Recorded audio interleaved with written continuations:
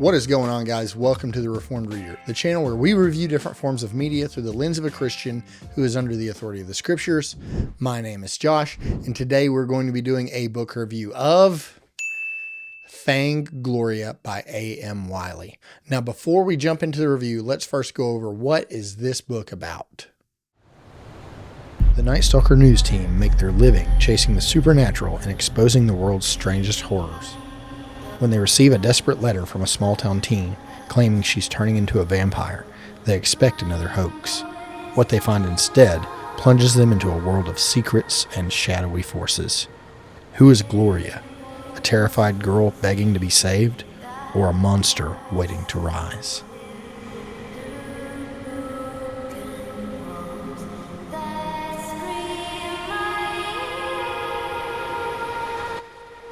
Okay guys, so if you're new to the channel, the way that I normally break down my reviews is I go over the good, the bad, and the ugly. The good being the things about the book that I enjoyed, the bad being the things that didn't work so well for me, and these are preferential things like maybe a character I didn't like or the writing style, those kind of things.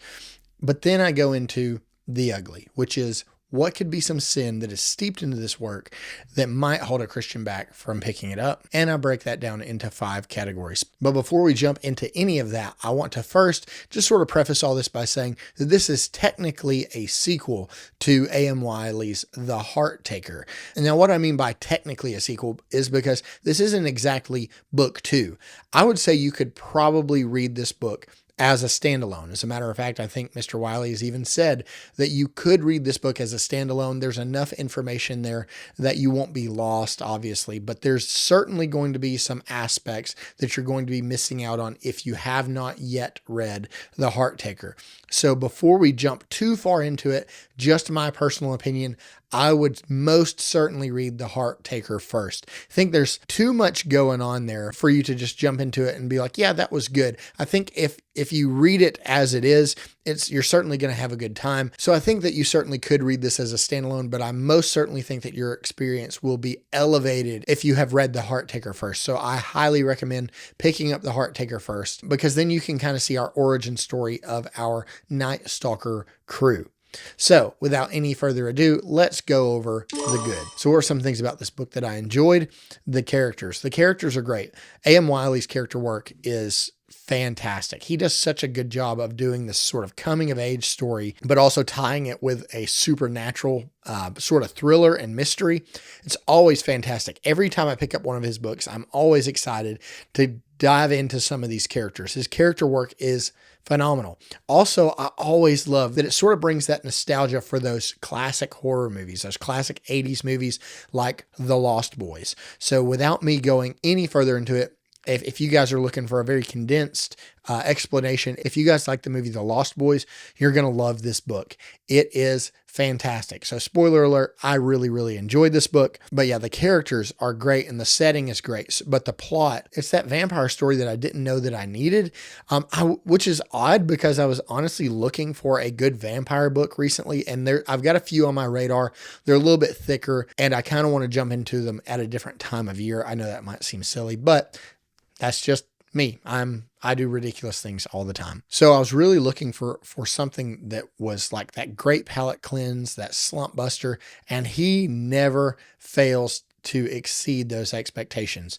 So I'm realizing that my tastes are changing just a little bit. Not that I'm not enjoying sci-fi and fantasy. I certainly am. But I've noticed that I tend to be gravitating more and more towards shorter books. There's something about being able to sit down and finish a book in just a day or two, that sense of completion that you get. Now, not to say that you don't get that from the big books. You actually get that at a much higher level, I think, with these big, thick, epic fantasy books. But there's something about just being able to sit down and read a concise story in 200 to 300 pages and still be very invested. And that's exactly what Mr. Wiley has done yet again. So the characters are great. The plot is great. The pacing is super fast. It's like breakneck speed, which is kind of odd because there's not really a lot of jumping around. Whereas if you guys have read some of A.M. Wiley's other books, he tends to, in order to keep the story moving forward, he might skip some of those lulls and be like, okay, a day or two has passed or whatever. But in this story, it takes place pretty much in like one afternoon into the next morning. The vast majority of the story does. So for him to be able to keep the foot on the gas in such a short duration, it was great. It was fantastic. So yeah, if you guys like the X-Files, the Lost Boys movie, Stranger Things, anything like that, the Goonies, it's like the Goonies meets the Lost Boys. Now, this is certainly more adult. So I do want to stress that before I go any further. This book is not a YA book. This book is not your Sunshine and Rainbows book. It's a brutal vampire book. But let me just go ahead and tell you, probably one of my favorite parts of this book was when I opened it up and I read the first chapter. I read the first chapter and I had this Lost Boys ambience going on in the background because I like to have music as sort of a soundtrack for my reading. And typically I don't like music with lyrics. I just like something that's a little more atmospheric, maybe something instrumental. But I found this one version of the song Cry Little Sister, where it's a girl that's just sort of singing in the background and it's sort of droning in the background as this creepy lullaby. And it just set the stage. And that first chapter blew me away. And this is just my opinion. You guys can take it for what you want. It's one of the best chapter ones that I've read. It's super brutal. It's horrifying and it is so gripping. It sets that hook. So it's exactly like something that you would want out of like The Lost Boys, where you have that opening scene and you're like, okay, I've got to stay and find out what happens. That's exactly what he did here. Is he set the hook and he set it hard. But overall, yeah, I had an absolute blast. Now, full disclosure, A.M. Wiley did send me an arc of this, but it was not in exchange for a review. There was no requirement on my end whatsoever. All the thoughts and opinions are my own. And in my opinion, I think this is the best book that he's written so far. It's certainly the most fun that I've had with this book so far. And you guys know how much that I liked Weird Space 2, and The Heart Taker. I've enjoyed all three of those books immensely. And this one, I think, takes the cake for me because it's taking a step away from the younger audience and certainly leaning more into the adult audience. And yeah, it was just an excellent, excellent story. And I think that this book would make a fantastic movie. Now, obviously, I think there would have to be a couple of changes in order to adapt it into a film. But as it stands, if you were to take the bones of this story and translate it into a film, it would be fantastic. One more thing that I want to touch on that I loved about this book is a particular character that we meet in book one. How do I say this without giving any kind of spoiler away? There's a certain character here that is far more prevalent than I expected. And the ending took a very surprising turn that sort of blew me away. Because I think I kind of knew what I was getting into, with it feeling so much like The Lost Boys. I think I kind of knew where it was going. And maybe I was right about a little bit of that, but I was still here for the ride. It was still a great ride, but the ending really did throw me. So well done, Mr. Wiley. But there's one character in particular, and for those of you who've read The Heart Taker, then you know. But yeah, that character, seeing that character again was not just surprising, but wicked. So this brings me to the bad. What were some things about this book that I didn't enjoy? And frankly, there's not really anything. I have a couple of things, which I'll get into here in a minute, that I certainly didn't prefer, but I want to make sure that I classify those things appropriately and be completely transparent with you guys. So let's kind of move past the bad and let's go ahead and jump straight into the ugly, which is what could be some sin that is steeped in this book that might hold a Christian back from picking it up. Now, again, keep in mind what I'm saying. Okay. I know it seems like, well, Josh is just repeating the same things over and over.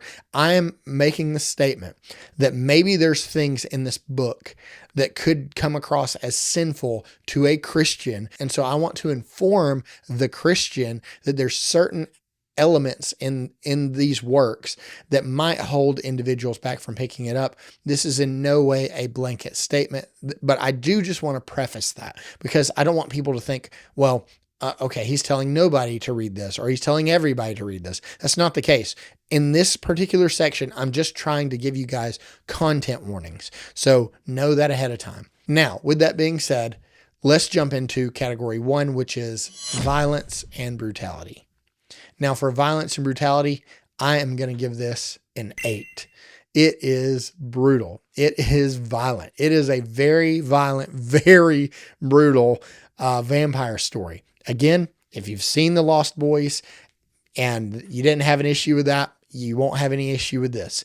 If you've seen The Lost Boys and it was too brutal for you, it was too gory for you, don't read this. It's not going to be for you. And that's okay. That's not the audience that Mr. Wiley was aiming this book towards. So yeah, it's pretty violent. It's pretty brutal. But if you had a vampire book that wasn't violent and wasn't brutal in some way, maybe you don't have a vampire book. I don't know. It was exactly what I expected as far as the levels of violence and brutality. There's a few times where I was like, whoa, that's pretty rough, but it wasn't excessive or it wasn't gratuitous in nature. So yes, it is violent. Yes, it is brutal, but you know what to expect when you're reading an adult vampire story where the vampires are running a little bit rampant and now have to be hunted down. So this leads me into category 2, which is sexually explicit content. And for sexually explicit content, I'm going to give this a 2. Yeah, it's not really here. I will say that there, again, and I'm trying to just err on the side of caution for all of you Christians who maybe have very strong convictions about spicy scenes or steamy scenes in a book. I would say in this book, there is a more steamy scene between a couple of characters that is referenced. It's not explicit in nature. It's really just kind of describing youthful desires. It's young adults who are being tempted in certain ways, sometimes supernaturally and sometimes just by their flesh, the desires of their fleshly hearts. Now, we never go into explicit territory. There's a break there where, hey, we need to cool our jets a little bit. But yeah, there's like, I'll just tell you, like, there's a pretty steamy makeout scene in particular, but otherwise, I don't think it's in there. I don't remember there being anything in there. So yeah, I think for the vast majority of Christians, I would say you're safe. But for people who are like, I want nothing steamy, I don't want any descriptors whatsoever about people, making out or whatever, then maybe this isn't for you. But I would say if that's too extreme for you, then you've already kind of checked out because of the violence and brutality, most likely. So this leads me into category 3, which is language. Now for language, I'm going to give this a 4. And so this is where I was talking about things that I personally didn't prefer. Again, this is not a knock towards Mr. Wiley. This isn't me trying to be overly critical or anything. Like, I understand the context, but I will tell you that there is one F-bomb dropped and that there is one GD dropped in this book. It caught me off guard. Now, with that being said, just kind of put a pin there and let me tell you that Mr. Wiley did message me beforehand and tell me, hey, I'm going to let you know that this is my most adult book that I've written. So know that before you go into it. And I'm like, yeah, sure. It still caught me off guard. I don't know why, but it did. I'm just telling you. So let me just sort of set the record straight for you. Yes, there is some very adult language in here. Each one only occurs one time, but for some people that's too much. So I will say it's there. So just know that before you jump into this. I will also say that he told me in the same sentence that this is also his most explicitly Christian book, which I would agree wholeheartedly with. But for right now, we're talking about language. Language, I'm going to have to give it a 4 just objectively. Some people may jump that up or down. I'm just trying to err on the side of caution and say it's really not in here, but the 2 times that it's in here, they kind of punch you right in the face. They did for me. It was never glorified or anything, just personally. And again, this is just going to be different with each reader. Personally, I would just prefer that it's not in there. It's not me trying to like knock points or anything. I just, but at the same time, I get it. Like, for instance, there's a couple of books that I read where they refrain from using any sort of like adult language whatsoever. And you'll read a book where it says something like they cursed under their breath and then they cursed in their native tongue or something. And it does sort of like hit the brakes and it jars you a little bit. You're like, okay, it almost would have flowed better if you would have just said it. So, you're going to have to be your own judge here. But I don't want everybody to go, well, Josh said that all of A.M. Wiley's books are Christian books. No, he's never said that. I will tell you that he's not a Christian author, but he's an author who is Christian. Take that for exactly what it is. He's an author who is a Christian. And so he's not writing to the Christian crowd. He's just writing the stories that he wants to tell. So with that being said, just make sure you have your expectations set realistically. So yeah, there is two big hits in there. Otherwise, it's not really in there. There's a couple of like what I would refer to as like pawpaw words that are sprinkled in a little bit. But this book I would say is PG-13, meaning, and you can look up like whatever the rules and regulations are for a movie being PG-13, and they meet those expectations as far as the language goes. As far as the violence and brutality goes, it would be rated R. But yeah, it's for the vast majority of people, and for people who don't really mind, like they don't really care that there's language in their books, I think you'll be fine. But for people who are thinking, I'm really averse to that one word in particular, and I won't read a book that has it in it, it's got it in it. So I'm just trying to do my service and inform you. So category 4 is gratuitous inclusions. Now for gratuitous inclusions, I'm going to give this a 0. Yeah, there's nothing gratuitously inclusive about this book whatsoever. We have a diverse cast, but because we have a diverse cast. Now, I will say that there is one particular character.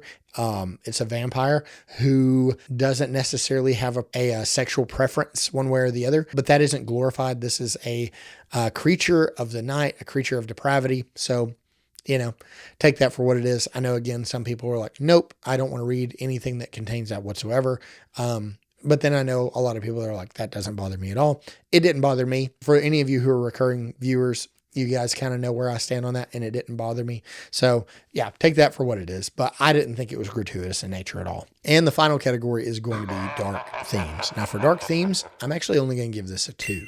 I don't think there's really a lot dark in here. Now I do include heavy themes.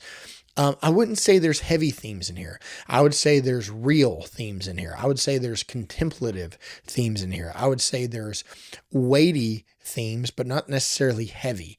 And I know those two things may seem synonymous, but in this case, I would say like they're weighty as in, that we need to be contemplating these things, and we probably need to have a good answer for some of these things. But I wouldn't say that they're heavy as in it weighs on my conscience reading this or thinking about these things. I would just say it makes you think, it makes you wonder, and it kind of makes you come to a conclusion of where you draw the line with righteous and unrighteous, or evil and wicked and depraved and vile. It makes you wrestle and grapple with a couple of those things. So yeah, as far as dark themes go, I mean, if you're just like, yeah, it's vampires, so it's got to be dark. No, I mean, it's not sunshine and rainbows, but I wouldn't say it's dark, and I wouldn't say there's really anything heavy, but there are some weighty themes discussed here. So this brings me to the final question, which is, would I recommend this to a Christian? And the answer is, yes, I would, but it depends. It's going to depend on the audience. I would say this, if you look at that cover and you're like, wow, that looks great, you're probably going to have a good time. If you look at that cover and you're like, I'm not really into vampire stuff. I didn't really like the Lost Boys movie. I'm not really into like the 80s horror scene. That's not my thing. This probably isn't going to be for you. But if you grew up with those kinds of movies, if you grew up watching The Lost Boys or The X-Files, or you enjoyed Stranger Things, and you're looking for another supernatural type of story, in this case involving vampires, I think you'll really enjoy it. However, I will say just make sure that if you haven't looked already, you go back and look at my content warnings for specifically for the violence and brutality and the language, because I don't want you to get in the middle of the book and be surprised negatively, right? Or be disappointed. And I'm sure Mr. Wiley doesn't want that either. I think he wants everybody to read his book and have a good time with it. I don't think he wants anybody to read the book and not enjoy it or have to put it down for any reason. So just sort of set your expectations realistically and in order, and I think you'll have a good time. I certainly did. So overall, guys, what did I think about Fang Gloria? It was great. It was fantastic. Finished it in a couple of days. After that first chapter, I would say if you're not hooked on the first chapter, you're you're probably not going to have a good time with it. But if you really like the first chapter, I would say you're probably going to fly through it as quick as I did, if not quicker. Really enjoyed it. Looking forward to more of those Night Stalker stories. Really, really enjoyed this one. I can't wait for him to drop some of this merch too, because guys, look at these covers. I'm going to put up some of these covers. These covers are so fantastic. Each one of them, in my opinion, gets better. And I cannot wait for him to put up. I think he's coming out with t-shirts and hats and all kinds of stuff. So yeah, I can't wait to represent and support my brother. I've had such a fantastic time. Thank you so much for sending me a copy. I am certainly picking up the paperback to go along with the rest of my collection. So yeah, guys, if you guys haven't already and you're interested in A.M. Wiley's works, if you're looking for something sci-fi, I would say pick up Weird Space. If you haven't already, you're going to have a great time with it. It's that coming of age sci-fi story. If you're looking for more of a horror type story, the more supernatural type story, then pick up The Heart Taker. It's fantastic. It's pretty creepy. And then once you go from there, jump straight into The Heart Taker when it drops on March 18th. Looking forward to seeing all the other reviews and seeing the success. Again, Mr. Wiley, thank you so much for sending me the book. It was an absolute blast. I can't wait to get more into your work. And at this point, you know, I think the only complaint I have now is like, when are we getting the next book? So thank you guys so much for coming and hanging out with me and listening to me ramble about Fang Gloria. Again, make sure you pick this up on release day. Also, if you guys read it, please leave him a review. It really does help him out. So make sure you leave him a review over on Goodreads and Amazon and all of the other things. Make sure you go check out his website. Guys, if you're new to the channel, please consider subscribing. But more than anything, please share these videos with your Christian brothers and sisters who love to read, because it is my goal with this channel to be a good resource for my Christian brothers and sisters so that maybe I can help us spend our time, money, and energy a little more wisely on things that honor the Lord. So thank you guys so much for watching, and I will see you on the next one.